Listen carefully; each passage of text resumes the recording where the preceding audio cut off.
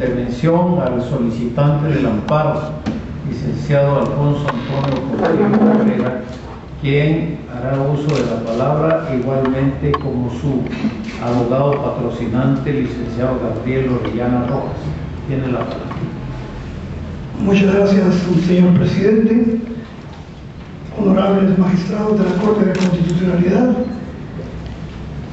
con la venia del señor presidente utilizaré 2-3 minutos para explicar 2-3 cuestiones puntuales e inmediatamente cederé la palabra a mi abogado, quien dará una lectura a las violaciones que ha sido objeto de este amparo ante esta honorable Corte.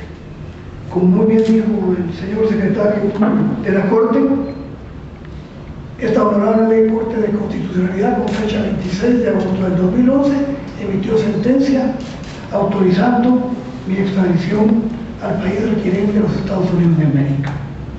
Sin embargo, yo pondero y reconozco el cumplimiento del deber de la Corte de Constitucionalidad de hacer valer, respetar y garantizar los derechos de cualquier ciudadano guatemalteco al establecer condicionamientos previos a la ejecución de la extradición que ha solicitado los Estados Unidos de América. En la misma sentencia, de la misma fecha, en las conclusiones se dice: los mandatos contenidos en el considerando 5 de este fallo son vinculantes para el poder público guatemalteco a efecto de condicionarlo ante el Estado requiriente de la extradición referida en autos. Esto lo hace la Corte de Constitucionalidad de manera muy atinada al hacer eco del espíritu del artículo 185 de la Ley de Amparo, Exhibición Personal y Constitucionalidad, que dice que las resoluciones de la Corte de Constitucionalidad vinculan al poder público y órganos del Estado y tienen plenos efectos frente a todos. No es mi afán ni mi propósito explicar cuestiones conceptuales ni definiciones de conceptos, sino el establecer y que quede registrado ante la historia de Guatemala que el vincular una resolución al poder público de Guatemala no significa otra cosa más que obligarlo a cumplirlo exactamente como lo establece la sentencia del 26 de agosto. Vinculante, según el diccionario de la Real Academia Española, es sujeta a una obligación. Vinculación, sujeción al cumplimiento de un precepto legal. Es más que obvio, cuando uno lee el acuerdo gubernativo que autoriza la extradición, que el entonces presidente de la República estaba obligado a dar exacto cumplimiento a la resolución de fecha 26 de agosto de 2011 y no lo hizo. ¿Y por qué digo yo que exacto cumplimiento? Porque la misma Ley de Amparo nos da la respuesta en el artículo 54, que aunque no trata específicamente de explicar lo que significa exacto cumplimiento, lo establece cuando habla de que el obligado que está encargado de darle ejecución a una sentencia y no lo hace, incurre en delito. Dice el artículo 54: si el obligado no hubiera dado exacto cumplimiento, palabras textuales del artículo 54 de la Ley de Amparo, a lo resuelto, de oficio se ordenará su encauzamiento. Sigue más adelante el artículo 54 con temas que no tienen que ver en el caso presente.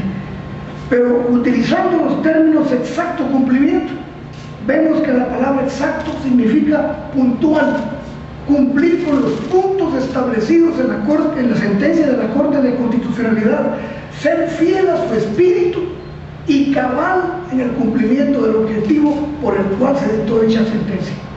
Cumplimiento, dice, acción de cumplir, y cumplir es llevar a efecto o ejecutar un precepto legal o una sentencia. En consecuencia, establezco y digo que ningún ciudadano, y menos el poder público, que es el que primero está obligado a cumplir con la ley, puede arrogarse el abuso de interpretar a su antojo y a su capricho los mandatos de una resolución emitida por esta honorable Corte de Constitucionalidad.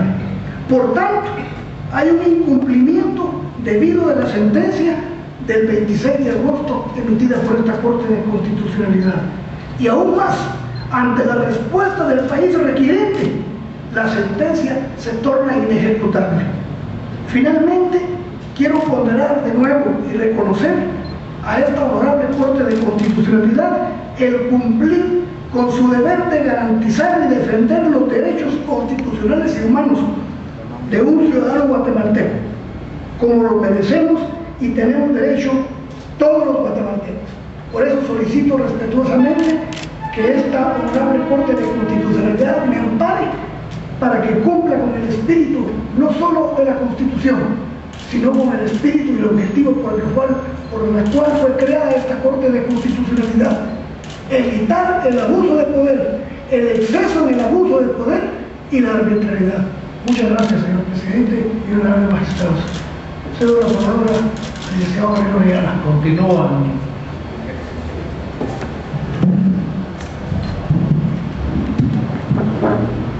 Con su venia, señor presidente.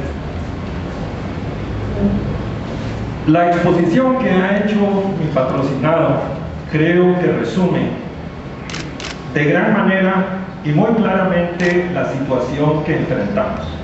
Un simple caso de desacato a la sentencia dictada por este tribunal. Esta situación ha generado que el Ministerio Público pretenda argumentar en contra de la procedencia del amparo una supuesta doctrina legal fundamentada en 4 o 5 sentencias que, examinadas superficialmente, podrían parecer de gran apoyo para el rechazo de este amparo. Sin embargo, nosotros consideramos que tal pretensión es infundada por varios motivos. Comencemos por analizar que para que exista doctrina legal en el sentido que manda la ley de amparo, tiene que haber fallos contestes. Y conteste, de acuerdo con la definición que nos da la Real Academia Española, implica que estos casos no deben discrepar en nada.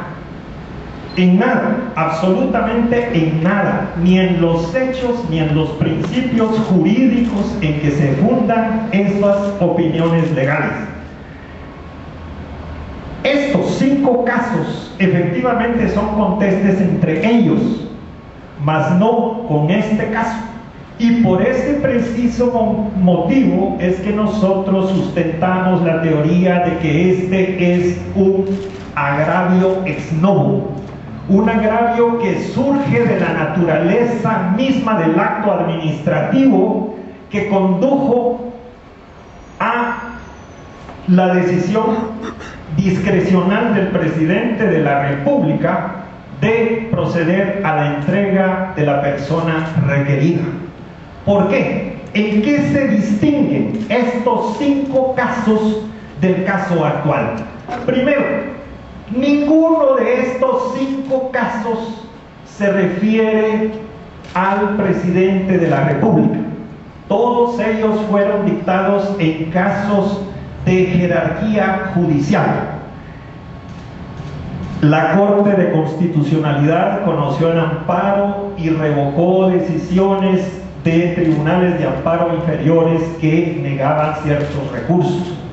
En este caso, la misma doctrina de la Corte de Constitucionalidad ha admitido que, tratándose de extradición de nacionales, se da un proceso administrativo complejo, un proceso administrativo que tiene una fase judicial y tiene una fase administrativa. Esta dicotomía, esta bicefalía, por decirlo de alguna manera, no se da en estas 5 sentencias. Pero es más, tampoco en ninguna de estas 5 sentencias la decisión era propia del órgano de la autoridad recurrida. El presidente de la República, en este caso, con relación a la sentencia de 26 de agosto de 2011, no fue parte, ni tampoco fue tenido como tercero. Nótese bien, no fue parte ni fue tercero. Es más, aquí hay otra distinción que se le olvidó hacer a los analistas del Ministerio Público.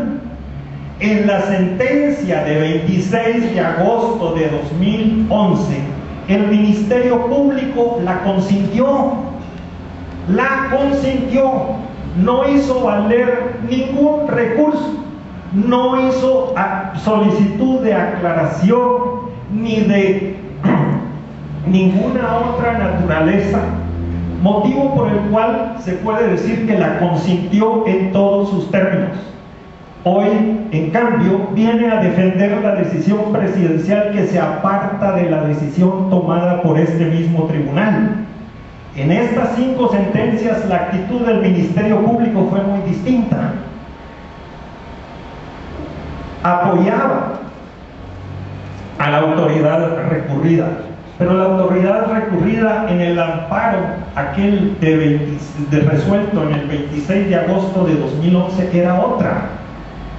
Luego se pide que se pida la debida ejecución de la sentencia a un tribunal de inferior jerarquía que, por razones propias hasta de la competencia de la ley de amparo, no está autorizado para conocer actos contra el presidente de la República. El único tribunal de la República de Guatemala que puede conocer impugnaciones contra actos administrativos como el que nos ocupa es este tribunal. Y de tal manera que si nosotros fuésemos a seguir ese peregrino criterio que invoca el Ministerio Público en este caso, lo que estaríamos haciendo es simple y llanamente dando un paseo por una serie de tribunales para venir nuevamente a esta corte, eventualmente cuando los hechos harían de este amparo imposible de cumplir, porque eventualmente el requerido ya hubiera sido entregado al gobierno que requiere la extradición. Es totalmente contrario a la naturaleza del amparo, es totalmente contrario al espíritu de la Constitución. Señores, es simple y llanamente querer disfrazar con subterfugios procesales el incumplimiento de una persona, de un funcionario que tiene la categoría de jefe de Estado, representante de la unidad nacional, y que por mandato constitucional le corresponde defender la Constitución y hacerla cumplir. Y el primer incumplidor, el primer ofensor de la justicia, de la Constitución en este caso, no fue más que aquel presidente que dictó el acuerdo gubernativo 422-2011, Álvaro Colón Caballeros. ¿Qué queda ante esta circunstancia? Que el tribunal se escude en formalismos procesales para negar la norma, que la ley de amparo señala que la Constitución y todas las disposiciones legales deben ser interpretadas en sentido amplio, de manera que sirvan y lleven a la protección máxima de los derechos de las personas afectadas, o sencillamente vamos a cumplir con un prurito procesal improcedente, como ya quedó demostrado, sobre la base de una doctrina legal inaplicable al caso presente. Ruego la benevolencia de la Corte para que pondere estos argumentos. Están bastante más desarrollados en los alegatos escritos que hemos presentado el día de hoy, pero no quería dejar pasar esta oportunidad, y creo que justifica omitir entrar a otras consideraciones de fondo, porque ya el presidente Portillo ha sido explícito, claro y contundente en el resumen adecuado de la parte jurídica. Agradezco a la Corte su benevolencia. Gracias.